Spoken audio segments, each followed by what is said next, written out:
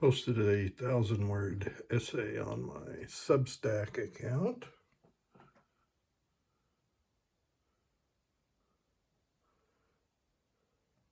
Theme, plot, character arc, data permutation. 4 types of commercial genre stories.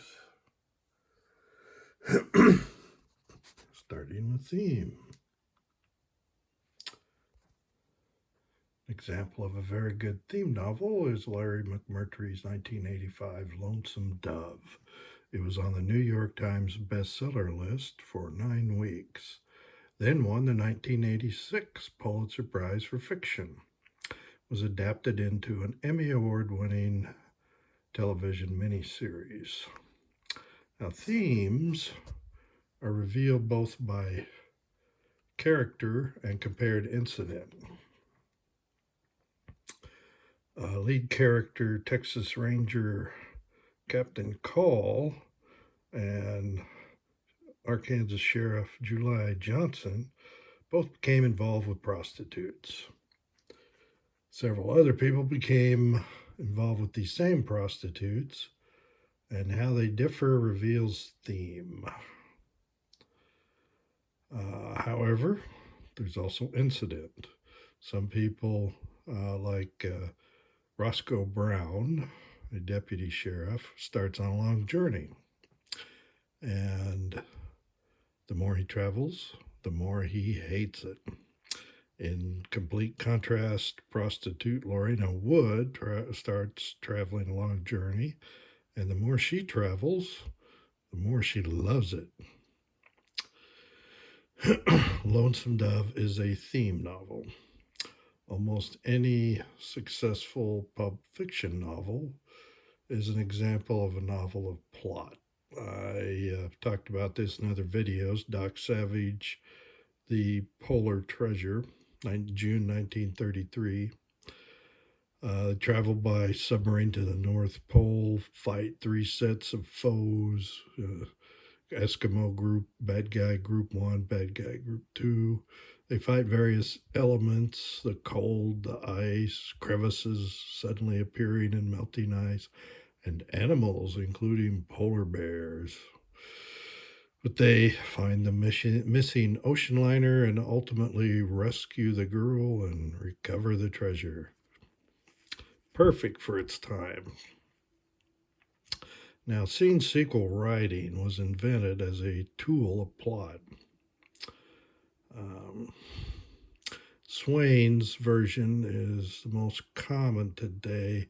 It's not the only version, and of scene sequel, and others may better suit your needs. Now, character arc stories. There are 2 frequent types of character arc stories. First is in a standalone novel or standalone serial.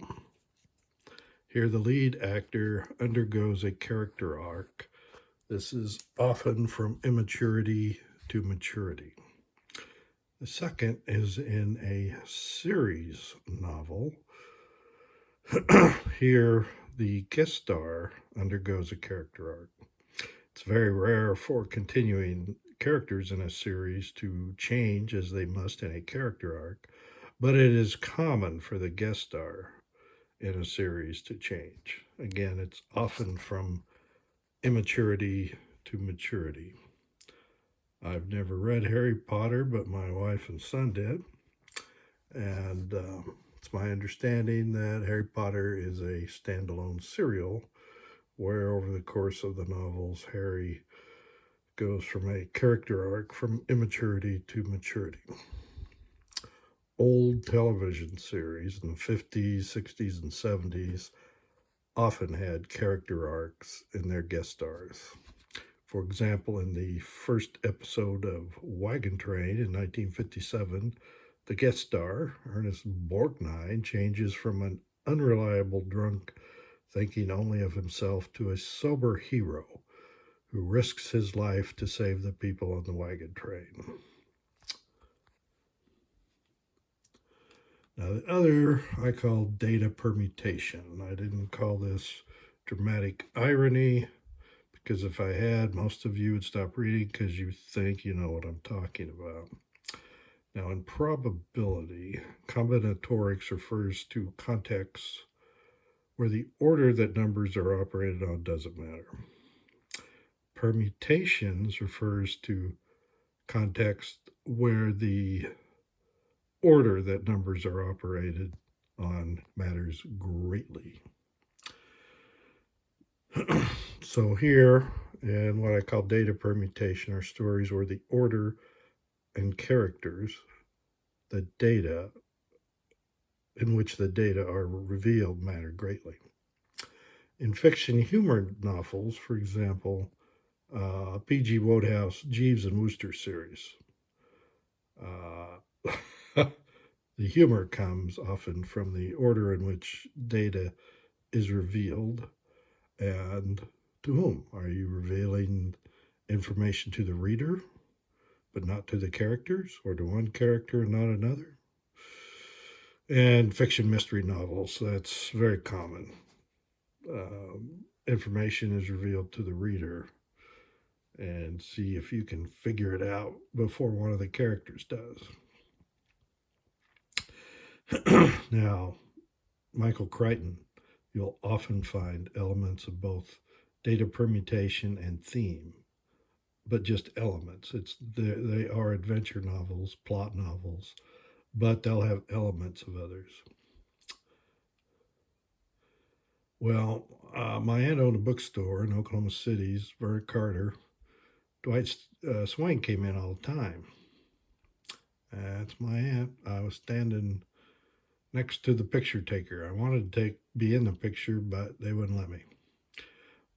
Not in that one. They thought my mom couldn't read a camera. It was the last picture. The film was used up, and she didn't have any more. And I explained that to her, and she said I was wrong. Didn't know how to read a camera, but lost opportunity. Anyway, my aunt gave me a galley copy, proof copy of Swain's book, Tricks and Techniques of the Selling Writer. Later editions were retitled Techniques of the Selling Writer. Now, Swain gave it to her, she gave it to me, and I was a stupid, callow youth as a teen, and I traded it for some comic books at Al's Old Books on Douglas Street in Wichita. Youth is wasted on the young. But I did read it first. Of course, being the stupid youth, I said, everybody knows that. The major in my first university conferred degree, I've earned three, um, was natural sciences and mathematics. I learned about probability, combinatorics, and permutations. What I learned in one course, I tended to apply in other courses or jobs or projects. So when I started learning about theme stories and the others, I applied what I learned in math courses. Permutations apply in fiction writing, well, in all storytelling. The order information is revealed and to whom, whether a character in the book or the reader of the book, matters. It's not like combinatorics where it doesn't matter the order, it matters greatly. You should add permutations to your spreadsheet if you're a spreadsheet writer. And if you don't know what that means, I'll write a post about it later about spreadsheet writing. I've intermittently been fussing myself on and off for years with weaving these four story types into a good scavenger hunt novel. And I didn't set up the button correctly, or you could just push a link, but you can go to Buy Me a Coffee, Kansas Bob, and buy me a coffee. I haven't monetized this yet for Substack, which they want me to do, but I'm trying to put that off. Well, there's more to it than that. I actually tried to monetize, but I couldn't get Stripe to work. So, all right, that's it for today. 1,000 words, 10 minutes.